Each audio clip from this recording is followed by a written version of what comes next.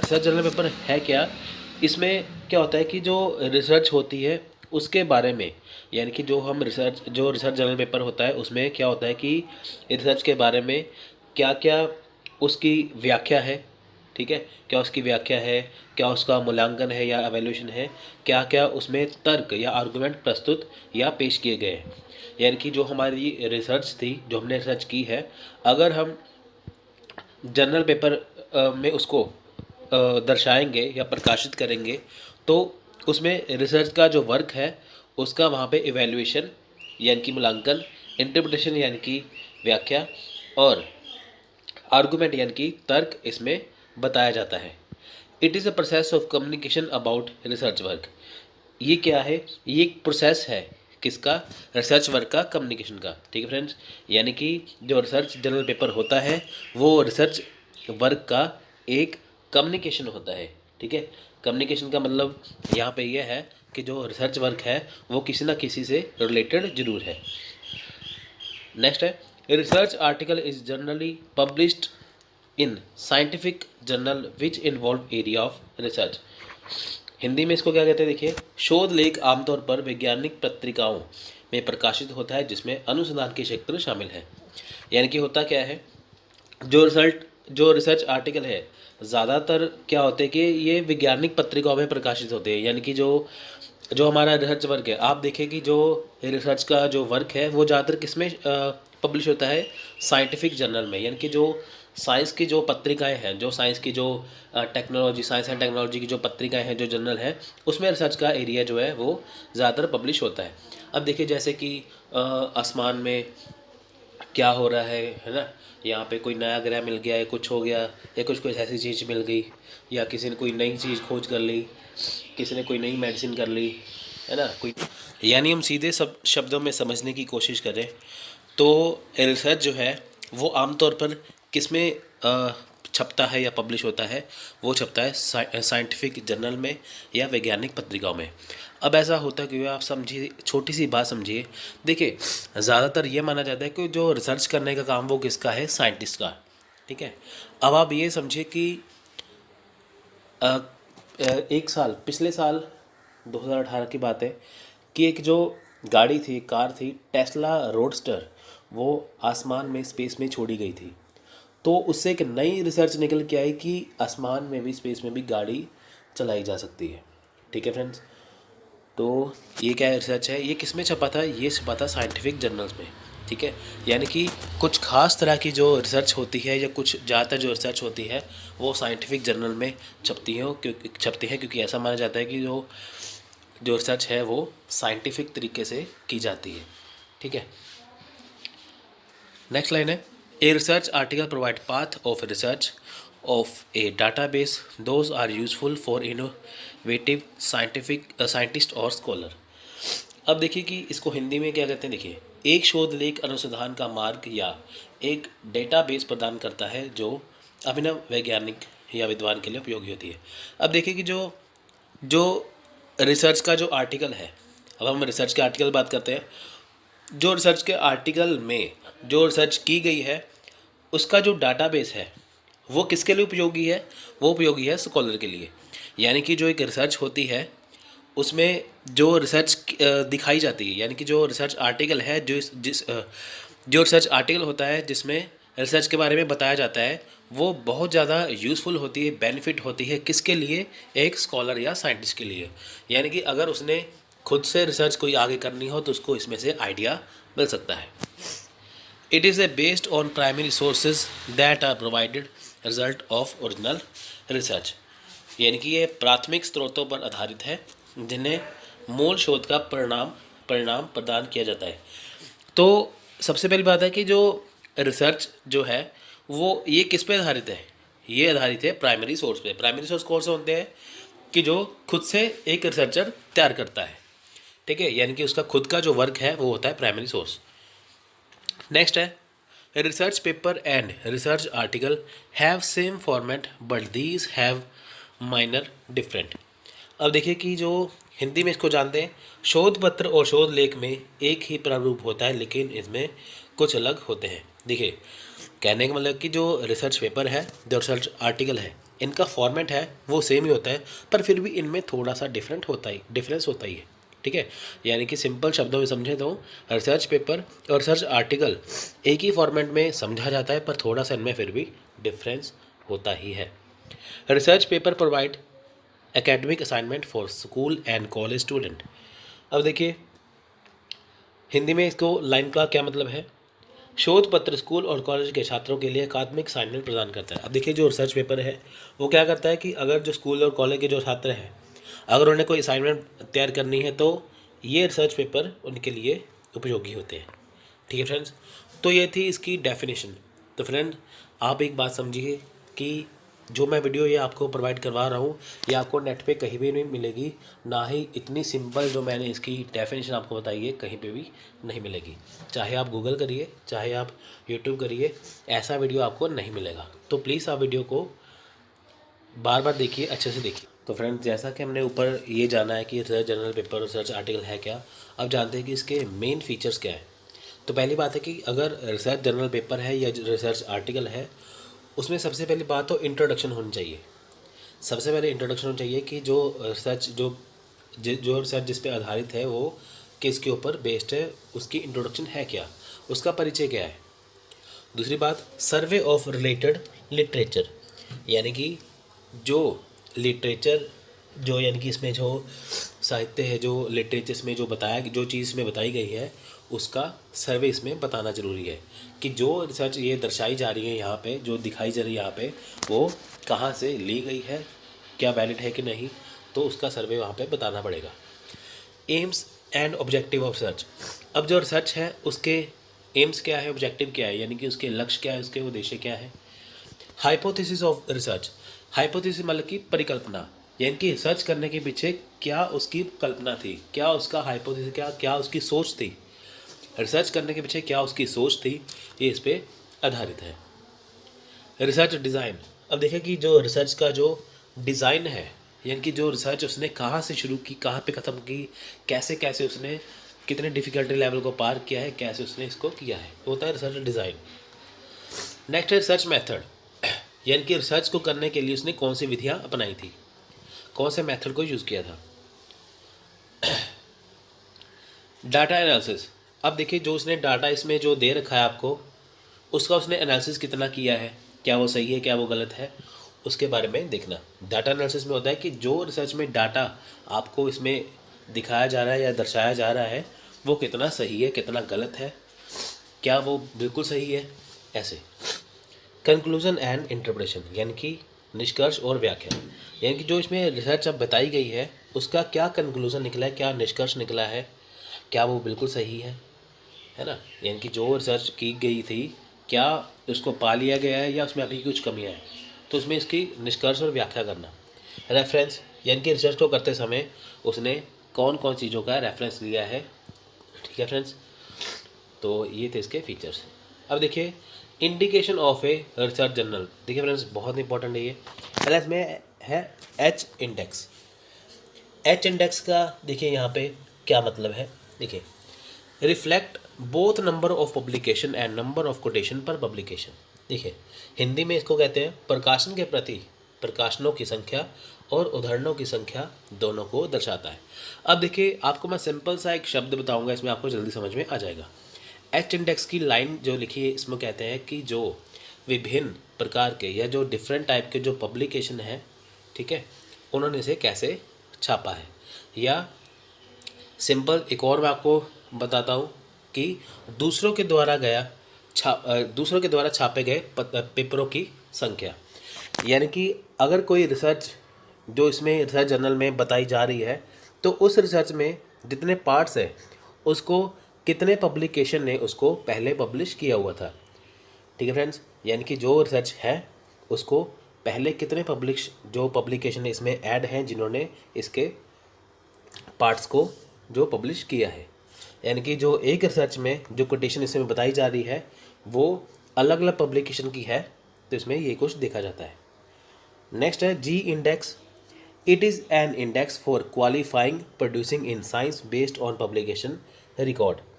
अब इसमें क्या है कि देखिए इसमें है क्या, इसमें जो देखिए जो प्रकाशन है या इसमें जो पब्लिकेशन है, जैसे पब्लिकेशन जो इसमें पब्लिकेशन रिकॉर्ड है वो किस आधार पर है, वो विज्ञान के आधार पर है या साइंटिफिक आधार पर होते हैं। जी इंडेक्स में सिंपल सी बात है, देखिए जी पहले एच इंडेक्स चलता था, अब इसको थोड़ा सा चेंज करके अब जी इंडेक्स नया लेके आया गया है। इसमें क्या होता है कि जो एच इंडेक्स में जो चीज़ें छपी हुई हैं उसको उसको कैसे उसकी मतलब कि जो पब्लिकेशन है उसको बढ़ाया जाए, यानी कि जो एच इंडेक्स में जो चीज़ें छप चुकी हैं अब उसको एक हाई लेवल पे, एक थोड़े से बड़े लेवल पे, बड़े स्तर पर उसे कैसे उसको आप ये बताएं कि उसको कैसे जी इंडेक्स में ये कि जो एच इंडेक्स में जो चीज़ें छपी हुई हैं उसकी प्रोडक्टिविटी को कैसे बढ़ाया जाए। ठीक है फ्रेंड्स, यानी कि जो एच इंडेक्स में जो चीज़ें छप चुकी हैं, जो पब्लिकेशन उसमें हो चुकी है कोटेशन की, उसको जी इंडेक्स में इसमें होता है कि उसकी जो ये लगाओ कि जो पब्लिकेशन है या जो उसकी जो प्रोडक्टिविटी है, सॉरी जो प्रोडक्टिविटी है उसे कैसे बढ़ाया जाए। ठीक है, इसमें जी इंडेक्स में किया जाता है, यानी कि किसी के द्वारा किसी कोई चीज़ लिखी हुई होती है, जो कुछ भी होता है, जो रिसर्च वर्क होता है, उसकी प्रोडक्टिविटी को कैसे बढ़ाना है, ये आता है जी इंडेक्स में। नेक्स्ट है I10 इंडेक्स। I10 इंडेक्स क्या है, देखिए the number of publication with at least 10 citation. Citation क्या है, देखिए इसका मतलब होता है उदाहरण, यानी कि जो कम से कम, या ये लगा के चलिए कि जो नंबर ऑफ पब्लिकेशन इसमें 10 तरह के जो इसमें पब्लिकेशन होते हैं, यानी कि अगर रिसर्च आर्टिकल या रिसर्च जो जर्नल पेपर छपता है उसमें 10 तरह के जो अलग अलग प्रकार के पब्लिकेशन इसमें होते हैं, जिसे I10 इंडेक्स कहा जाता है। नेक्स्ट है स्निप। स्निप में क्या है, देखिए स्निप में है, इसकी फुल फॉर्म पहले देखिए, सोर्स नॉर्मलाइज्ड इम्पैक्ट पर पेपर। ठीक है, यानी कि स्निप इसका अब पढ़ते हैं, देखिए this indicator measure the average situation input of the publication of the journal. अब देखिए हिंदी में कहते हैं यह सूचक पत्रिका के प्रकाशन के औसत उदाहरण इनपुट को मापता है। यानी कि स्निप क्या चीज़ है, स्निप एक ये चीज़ है जो चीज़ पब्लिक की गई है, जो चीज़ पब्लिकेशन जिसका पब्लिकेशन किया गया है, यानी कि जो जर्नल पब्लिकेशन जो जर्नल अभी प्रकाशित किया गया है, ठीक है, तो उसको माप के देखना कि वो कितनी सही है। यानी कि जो चीज़ छापी गई है, जो जर्नल इसमें जो छापा गया है, जो पब्लिकेशन जिसकी की गई है, तो उसमें देखना है कि वो उसको माप के देखना कि वो कितना सही है कितना नहीं सही है। ठीक है फ्रेंड्स, वो होता है स्निप। डिस्कस करेंगे तो पहली बार देखिए फ्रेंड्स, जो सेमिनार है, कॉन्फ्रेंस है, वर्कशॉप है, कोलिक्वियम, सिंपोजियम, राउंड टेबल डिस्कशन, ये सारे देखने सुनने में एक जैसे लगते हैं, ये ऐसा लगता है कि हाँ ये एक ही जैसे हैं, है ना, पर इसमें थोड़ा सा डिफरेंस है। ये लगते एक जैसे पर है एक जैसे नहीं है, इनमें थोड़ा सा डिफरेंस है। अगर आप ये डिफरेंस जान लोगे तो आपको पेपर में क्वेश्चन करने में बहुत ज़्यादा आसानी हो जाएगी। तो आइए देखते हैं, देखिए ईच स्टूडेंट और scholar wants to learn through way different way of learning are visual, auditory and practically. जो हर स्टूडेंट है या कोई स्कॉलर है, ठीक है फ्रेंड्स, वो इनके ज़रिए पढ़ता है।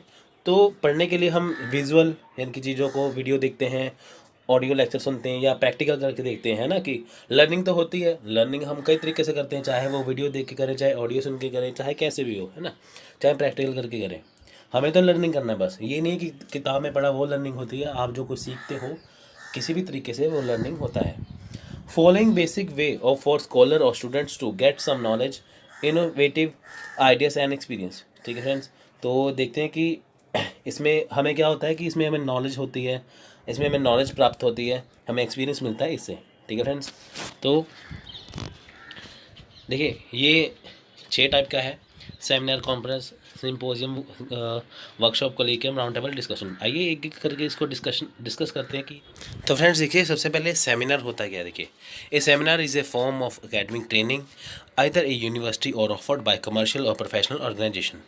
In democratic society, the seminar finds a central place for promoting research. देखिए फ्रेंड, जो सेमिनार है वो होता क्या है, देखिए सेमिनार होता क्या है कि ये यूनिवर्सिटी द्वारा करवाया जाता है, या यूनिवर्सिटी होगी या कोई भी प्रोफेशनल ऑर्गेनाइजेशन होगी, इस वो करवाता रहता है। सेमिनार होता क्या है, देखिए सेमिनार जो है इसमें कुछ ना कुछ सिखाया जाता है। जैसे किसी ने कोई प्रेजेंटेशन देनी हो, वहाँ पे वो प्रेजेंटेशन के जरिए सिखा सकता है। जैसे पीपीटी हो गया, प्रेजेंटेशन हो गया, उसके ये जरिए वहाँ से सिखा सकता है। ज़रूरी नहीं है कि आपको बहुत बड़ा हॉल चाहिए सेमिनार के लिए, आप क्यों लिमिटेड जगह भी हो सकती है। बस जो सेमिनार में समझाना है किसी टॉपिक को, वो कोई भी व्यक्ति उसको अपने तरीके से समझा सकता है, चाहे वो ऑडियो, चाहे विजुअल, चाहे कैसे भी करके उसे समझा सकता है।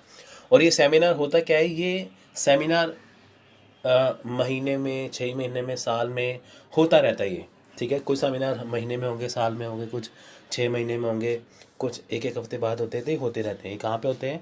यूनिवर्सिटीज़ में या ऑर्गेनाइजेशंस में, ठीक है फ्रेंड्स। अब देखिए है क्या, सेमिनार की टाइप्स देते हैं क्या है। देखिए types of seminar. Mini seminar. Mini seminar क्या है, ये क्लासरूम लेवल पे होता है, यानी कि जो मिनी सेमिनार है वो कहाँ पे होता है? क्लासरूम लेवल पे।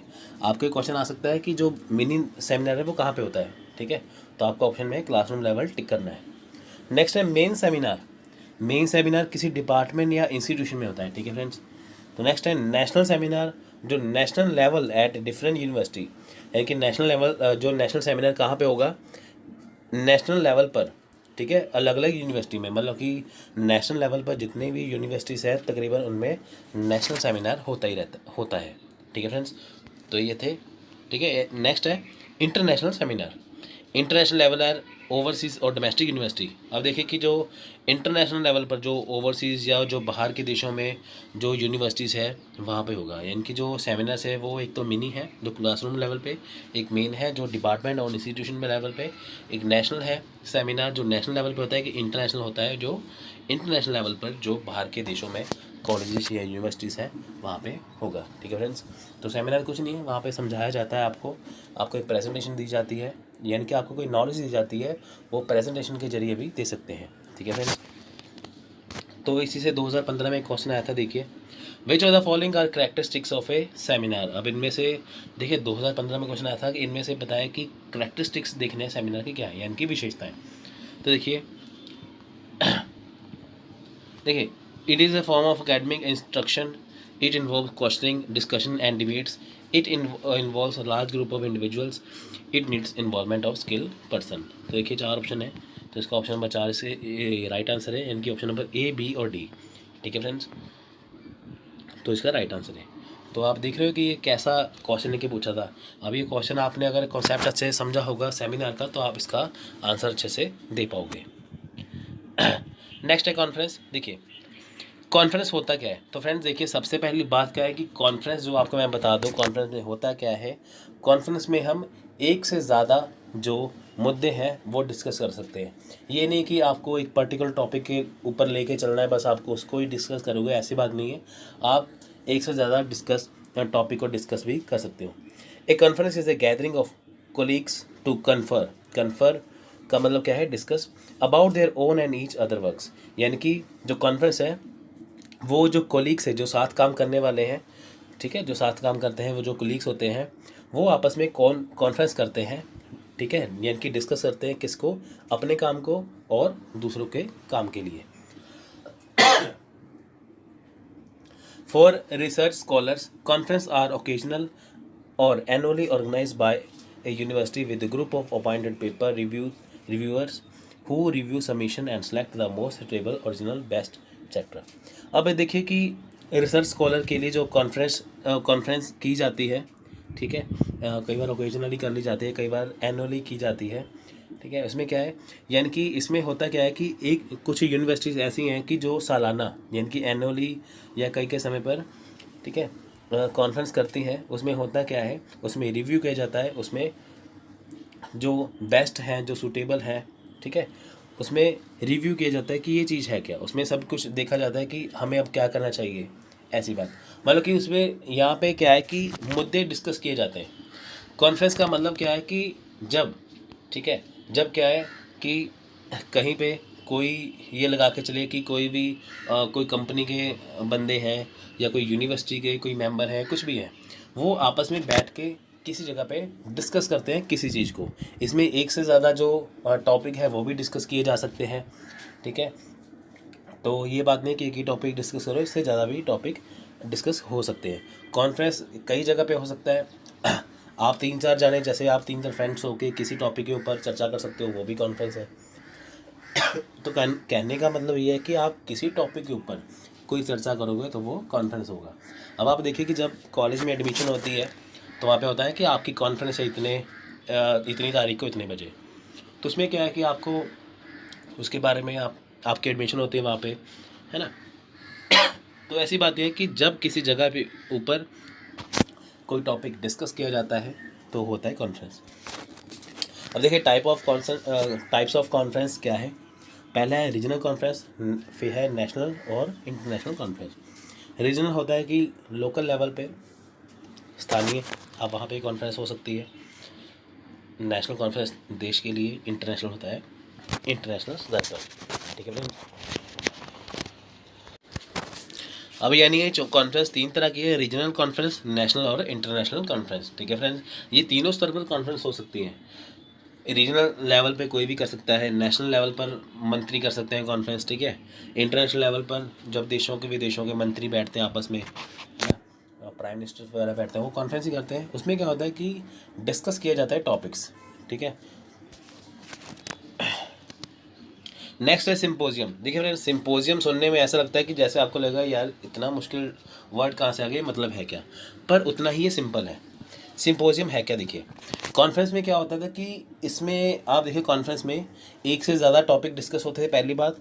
सिंपोजियम में क्या है, इसमें एक ही टॉपिक डिस्कस होगा। दूसरी बात क्या है, कॉन्फ्रेंस में उसमें ज़्यादा डेलीगेट होते हैं, एक से ज़्यादा, मतलब कि वहाँ पे ज़्यादा से ज़्यादा डेलीगेट होते हैं जो अपना पक्ष रखते हैं। यहाँ पे डेलीगेट जो है वो कम होते हैं, ठीक है फ्रेंड। यानी कि एक्सपर्ट की जो टीम है वहाँ पे, यहाँ पे एक्सपर्ट के मेंबर थोड़े कम होते हैं, कॉन्फ्रेंस में ज़्यादा होते हैं, ठीक है फ्रेंड्स। तो 2 बातें याद में रखिए। पहली बात है कि कॉन्फ्रेंस में एक से ज़्यादा टॉपिक डिस्कस हो सकते हैं, सिंपोजियम में सिर्फ एक ही टॉपिक डिस्कस होगा। दूसरी बात, कॉन्फ्रेंस में क्या होगा कि जो एक्सपर्ट है वो ज़्यादा होते हैं, इसमें सिंपोजियम में कम होते हैं। देखिए, the symposium is a intellectual entertainment. We serves as an excellent device for informing an audience with arriving decision, policies, value, judgment और understanding. अब सिंपोजियम है क्या, ठीक है, इसमें क्या सिंपोजियम है क्या, ये एक एक्सेलेंट डिवाइस है। यहाँ पे बताया गया है कि एक्सेलेंट डिवाइस है किसके लिए, कि जो ऑडियंस है जो सुन रही है वहाँ पे, ऑडियंस का मतलब ये है कि फ्रेंड्स देखिए ऐसी बात नहीं है कि वो जनता को सुना रहे हो। मान के चलिए कि जैसे 10 बंदे हैं, कोई मीटिंग करे आपस में, जब उसमें से एक बंदा खड़ा होकर बोलेगा तो बाकी जो 9 बंदे हैं उसको सुनेंगे, वो होता है ऑडियंस, ठीक है। यानी कि जितने बंदों की मीटिंग हो रही है, किसी टॉपिक के ऊपर डिस्कस कर रहे हैं, जब एक बंदा उसके ऊपर बोल रहा है, एक व्यक्ति बोल रहा है, तो बाकी व्यक्ति उसे सुन रहे हैं, उसे कहते हैं ऑडियंस। ऑडियंस इससे क्या रिसीव करते हैं, उन्हें डिसीजन, पॉलिसीज़ और वैल्यू जजमेंट, ठीक है, और अंडरस्टैंडिंग इनको होती है, ठीक है friends. The main characteristics of symposium is that it covers a single topic और subject and all lectures given by expert in a single day. अब देखिए मेन कैरेक्टरिस्टिक क्या है सिंपोजियम का, इसमें सिंगल टॉपिक या सिंगल सब्जेक्ट वो ही इसमें कवर होता है और एक ही दिन में कवर होता है एक्सपर्ट के द्वारा। जैसे कि मैंने आपको बताया था कि सिंपोजियम है क्या, इसमें सिर्फ एक ही टॉपिक है, एक ही सब्जेक्ट के ऊपर डिस्कशन होती है, चर्चा होती है, एक्सपर्ट के द्वारा सिर्फ एक ही दिन में होती है, जबकि कॉन्फ्रेंस में एक से ज़्यादा डिस्कस हो सकती है, ठीक है फ्रेंड। सिंपोजियम है क्या, छोटे लेवल की एक कॉन्फ्रेंस है जिसमें एक्सपर्ट की टीम भी कम होती है, जिसमें एक ही दिन में सारी डिस्कशन हो जाती है और एक ही टॉपिक इसमें होता है। तो नेक्स्ट है वर्कशॉप। देखिए वर्कशॉप क्या है, वर्कशॉप आपने सुना है, जैसे वर्कशॉप होती है गाड़ियों की वर्कशॉप, है ना। तो आपने देखा होगा कि एक्टिंग की वर्कशॉप, है ना। वर्कशॉप का मतलब है जिसमें आपको काम सिखाया जाता है, ठीक है फ्रेंड्स। तो देखिए, in university seminar and conference provide theoretical dimensions of research, but workshop provide platform to develop skill in the research pertaining to defining program. देखिए यूनिवर्सिटी में क्या है, जो सेमिनार और कॉन्फ्रेंस है इसमें क्या है कि थ्योरेटिकल चीज़ें समझाई जाती हैं। यानी कि अगर आप किसी यूनिवर्सिटी में सेमिनार या कॉन्फ्रेंस को अटेंड करते हो तो वहाँ पे आपको सिर्फ थ्योरी पार्ट समझाया जाता है, प्रैक्टिकल लेवल नहीं समझाया जाता। प्रैक्टिकल लेवल आपको कहाँ समझाया जाता है, वहाँ वर्कशॉप में। आपसे बिल्कुल स्मार्ट क्वेश्चन पूछ सकते हैं कि बताइए कि जो प्रैक्टिकल लेवल है तो वो कहाँ पे सिखाया जाएगा, वो आपको सिखाया जाएगा वर्कशॉप में। सेमिनार और कॉन्फ्रेंस में सिर्फ आपको थ्योरी पार्ट ही करवाया जाएगा। अब आप ये देखिए कि जो एक्टिंग की वर्कशॉप होती है, कहते हैं ना कि एक्टिंग की वर्कशॉप लगी है, जैसे नेशनल स्कूल ऑफ ड्रामा जो दिल्ली में है वहाँ पे एक्टिंग की वर्कशॉप लगती है। वहाँ पे क्या है कि जो पार्टिसिपेट करते हैं एक्टिंग करने वाले जो एक्टर्स हैं, वहाँ पे वो खुद एक्टिंग करके देखते हैं, वहाँ पे उनको सिखाया जाता है। किसी गैरेज में आप चले जाओ, वहाँ पे वर्कशॉप होती है ना, वो वहाँ पे आपको काम सिखाया जाता है अपने हाथ से। ऐसा ही एक्टिंग की जो वर्कशॉप है वहाँ पे एक्टिंग सिखाई जाती है, ठीक है। वहाँ पे आपको प्रैक्टिकल लेवल खुद करके देखना होता है, वो होता है workshop. In workshop practicing the actual concept or technique explained by the lecture or demonstration process. The term workshop mostly used in engineering field. It is very useful scientific research scholar. ये engineering field में ज़्यादा use होता है workshop, ठीक है। जैसे आप कोई इंजीनियर है, कुछ भी है, अगर उसमें थ्योरी पार्ट पढ़ चुका है तो उसे कोई प्रैक्टिकल नॉलेज तो है नहीं है। प्रैक्टिकल नॉलेज उसे कहाँ पे आएगी? वर्कशॉप में। तो सिंपल से आपको ये पूछ सकता है कि बताइए कि जो प्रैक्टिकल लेवल है वो कहाँ पे आएगा? वो आएगा, प्रैक्टिस का लेवल आएगा वर्कशॉप में। नेक्स्ट है कोलिकियम। देखिए, in academic field colloquium is a single lecture given by scholar to guide and some classmate about his research work and audience ask question to evaluate the work present. देखिए colloquium क्या है, इसमें क्या होता है कि इसमें कोलिकियम में कुछ नहीं है, इसमें एक सिंगल लेक्चर दिया जाता है स्कॉलर के द्वारा। जैसे मान के चलिए किसी ने, कोई रिसर्चर है, उसने अपनी रिसर्च पूरी कर दी है।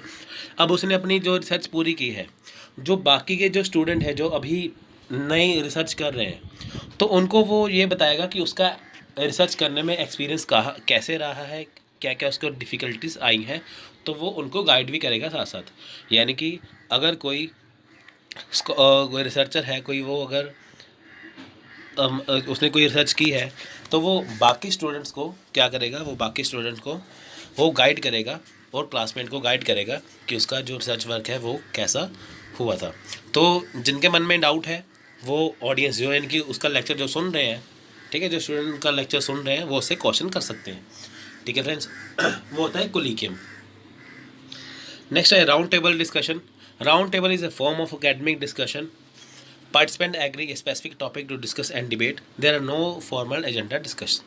देखिए round table discussion, round table conference हुई थी ना आज से, मॉडर्न हिस्ट्री में जाके देखो, है ना। तो ऐसा ही राउंड टेबल डिस्कशन है। राउंड टेबल का मतलब ये नहीं कि एक गोल टेबल लगा के बिठा दिया, ऐसा नहीं है। राउंड टेबल में क्या है कि सभी बंदे एक बराबर, ठीक है। ये नहीं कि वो उसको इतना एक्सपीरियंस है, उसको कम एक्सपीरियंस है, ऐसी बात नहीं है। सभी को जितना भी एक्सपीरियंस है वो एक ही जगह में बैठेंगे और एक टॉपिक को डिस्कस करेंगे। तो इसमें होता क्या है, ये पहली बात तो एकेडमिक डिस्कशन है। दूसरी बात क्या है कि इसके ऊपर एक टॉपिक के ऊपर डिस्कशन की जाती है और डिबेट की जाती है।